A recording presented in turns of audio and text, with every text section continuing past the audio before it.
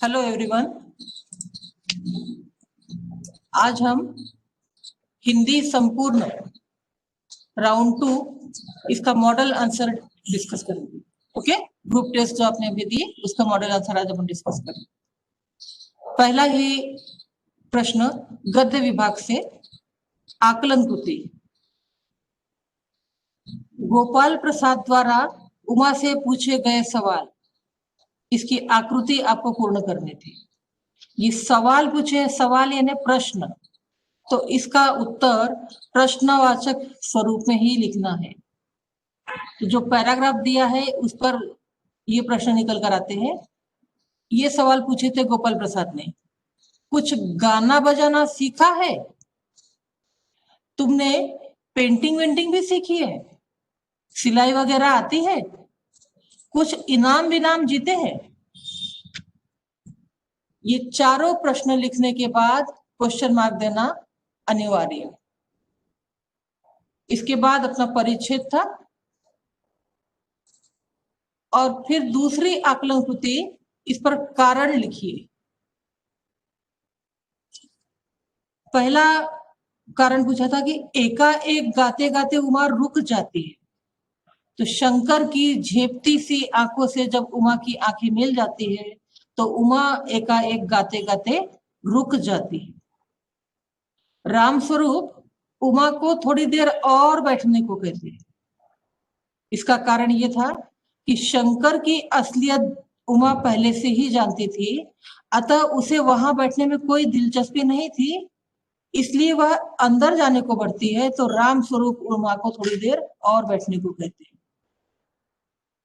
इसके बाद शब्द संपदा कृति, विलोम शब्द पूछे हैं। खराबी, अच्छाई, पूरा, अधूरा। ठीक है। फिर पर्यायवाची शब्द थे। इनाम, इनाम की पर्यायवाची पुरस्कार, पारितोषक। बख्शीश भी होता है। फिर विषय दिया था सहमत अभिव्यक्ति के लिए कि बेटी पढ़ाई के साथ साथ कला गुणों में भी पारंगत हो, इसके पक्ष में अपने विचार लिखिए। पक्ष यानी फेवर में, पॉजिटिव वे में हमको विचार लिखने थे। तो आप लोगों की लेखन शैली कैसी है, किस प्रकार का विचार आपने किया, वाक्य रचना, शब्द शैली और पूरी अभिव्यक्ति की सारगर्भिता के आधार पर आपको मार्क्स मिले। ठीक है।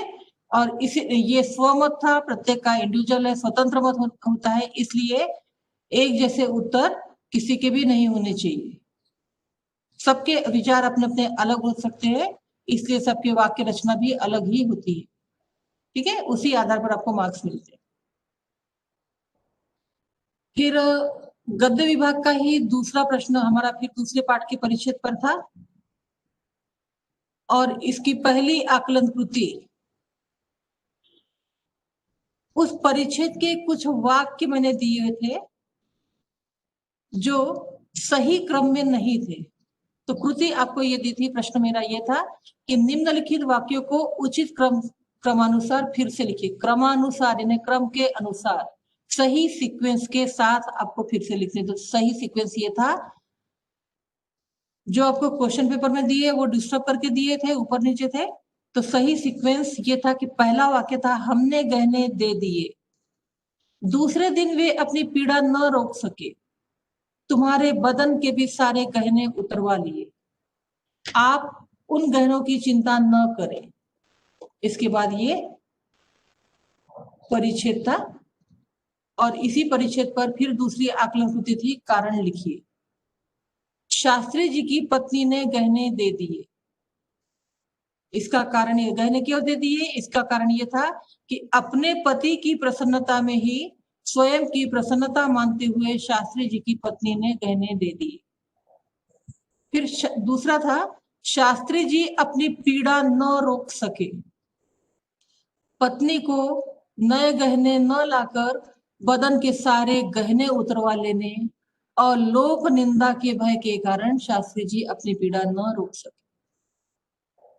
शब्द संपदा कृति वचन बदलिए, नथुनी नथुनिया, बिछिया बिछिया, या के ऊपर चंद्र बिंदु, चंद्र बिंदु होना ये बहुवचन का साइन है। फिर था प्रत्यय युक्त शब्द परिचय से छाट कर लिखिए, जिसमें प्रत्यय लगे हुए। तो दो शब्द लिखने थे आपको, मजबूरियों हिचकिचाहट, मजबूरियों में मजबूरी में यो प्रत्यय लगा हुआ है, हिचकिचाहट में हिचकिच के साथ आहट प्रत्यय लगा हुआ है। प्रत्यय हमेशा शब्द के पीछे लगते हैं। इसके अलावा सुहाग वाले, इसमें वाले प्रत्यय है, मुसीबतों ओ प्रत्यय है, गहनों ओ प्रत्यय है, प्रसन्नता ता प्रत्यय है। ये भी शब्द आपके सही है। फिर अभिव्यक्ति कृति, पर जो असली गहना है वह तो है ही।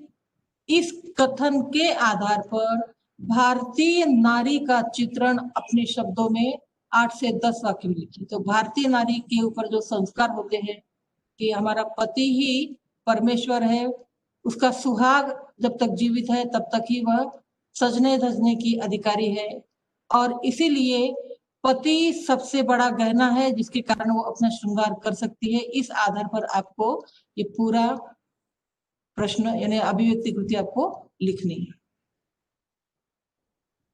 दूसरा विभाग पद्य विभाग। पद्य विभाग की पहली कृति आकलन कृति, आकृति पूर्ण कीजिए। कृष्ण को प्राप्त करने के लिए मीरा ने यह किया। क्या क्या किया था? उस पैसेज में ही, उस पद्यांश में ही हमको सारे उत्तर मिलते हैं। सबसे पहला, कुल की मर्यादा का त्याग किया। हमेशा पूरे वाक्य में उत्तर होना चाहिए। पद्यांश की पंक्तियां न लिखे, ये पिछले बार भी मैंने बताया था, इस बार भी मैं आपको रिक्वेस्ट करते हुए बता रही हूँ कि कभी भी प्रश्न के उत्तर में पद्यांश की पंक्तियां जैसी की तैसी उठाकर न छापिए, उसे आप अपने वाक्य में कंस्ट्रक्ट करके लिखिए। तो कृष्ण को प्राप्त करने के लिए मीरा ने यह किया, कुल की मर्यादा का त्याग किया, लोकलाज का त्याग किया, संतों के समूह में जाकर बैठी और आंसुओं के जल से कृष्ण प्रेम की बेल को सींचा। फिर शब्द संपदा कृति, भिन्नार्थी शब्द के अर्थ लिखिए। मैंने 2 शब्द छाट कर दिए थे और दोनों के 2-2 भिन्न अर्थ थे। पहला शब्द था कुल, कुल के 2 भिन्न अर्थ, भिन्न यानी अलग अलग। कुल के 2 भिन्न अर्थ, पहला है घराना, दूसरा संपूर्ण। बेल, बेल यानी लता, बेल यानी एक फल, बेल फल आपने देखा होगा, वो उसका नाम है बेल। फिर भावार्थ कृति, असुवन जल सींची सींची, यहां से लेकर आपको आनंद फल होई, 2 लाइन का आपको लिखना था। असुवन जल सींची सींची प्रेम बेली बोई, अब तो बेल फैल गई आनंद फल हुई। इन 2 लाइनों का आपको सरल भावार्थ लिखना था। तो केवल इन्हीं 2 का अपेक्षित है, पूरे परिच्छेद का ना लिखे, और जिन लाइनों का पूछा है उसका संपूर्ण उत्तर अपेक्षित है।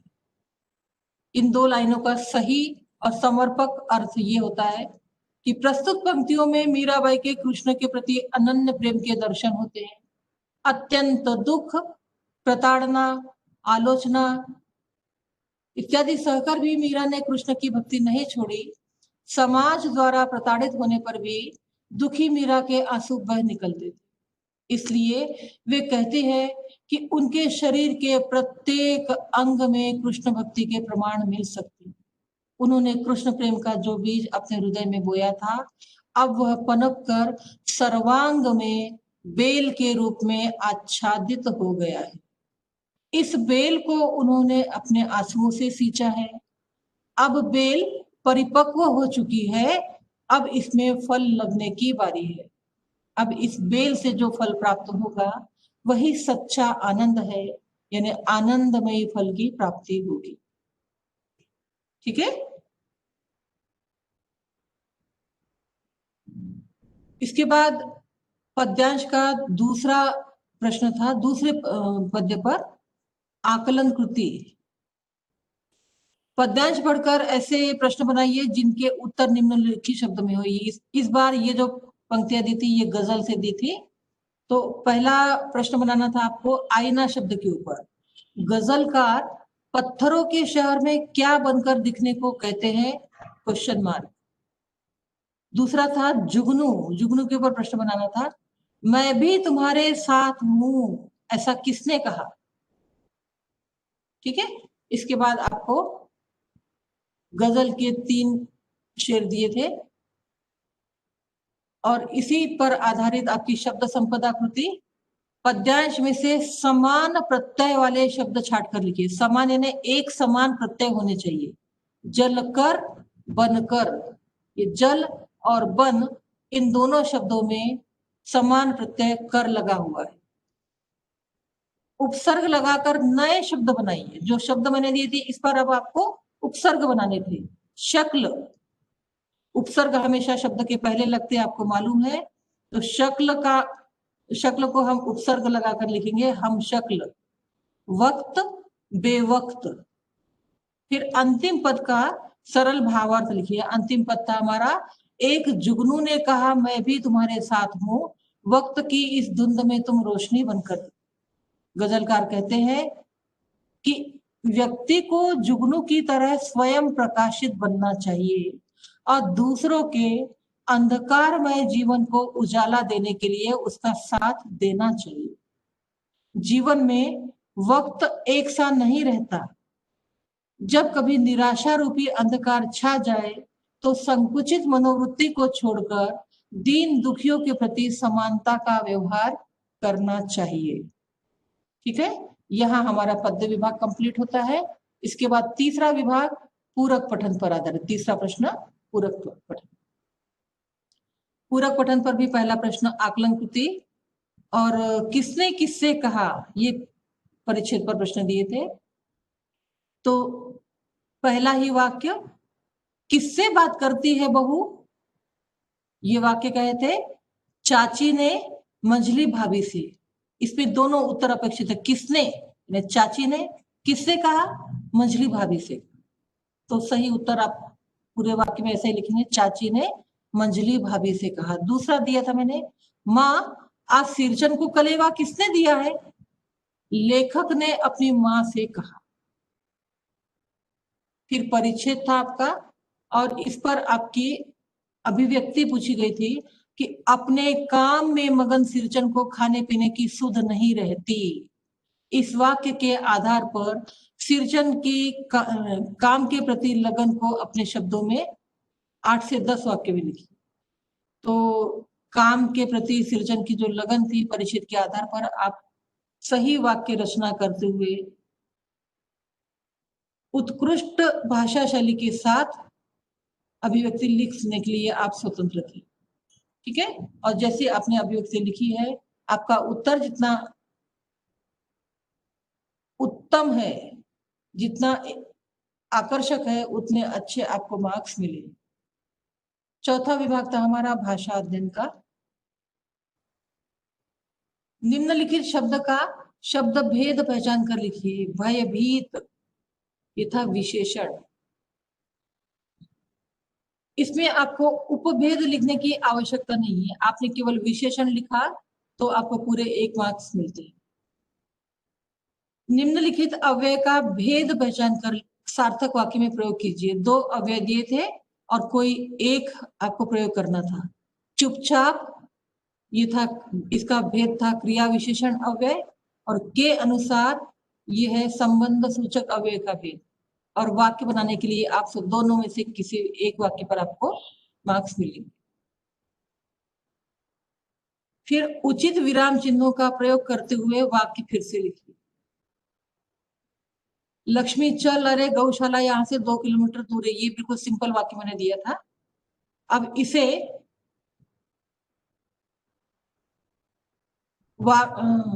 विराम चिन्ह लगाते हुए हम पढ़ेंगे तो हमारे पढ़ने में भी उतार चढ़ाव आपको महसूस होंगे। इन्वर्टेड कॉमा से ही स्टार्ट होता है वाक्य हमारा। पहले इन्वर्टेड कॉमा है, अच्छा दोहरा उद्धरण चिन्ह आपको देना है पहले। लक्ष्मी चल कॉमा अर्धविराम। अरे यहाँ फिर विस्मयादिबोधक चिन्ह, गौशाला यहाँ से 2 किलोमीटर दूर है, पूर्ण विराम और दोहरा उद्धरण चिन्ह समाप्त।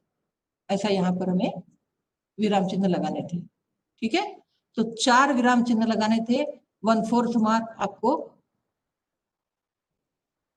हर जगह। 5वां था आपका उपयोजित लेखन।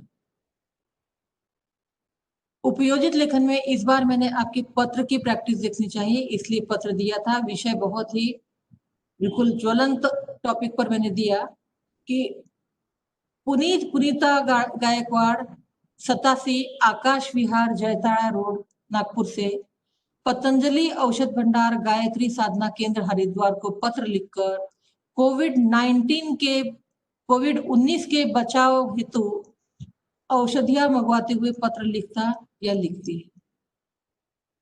तो पत्र पर सभी आवश्यक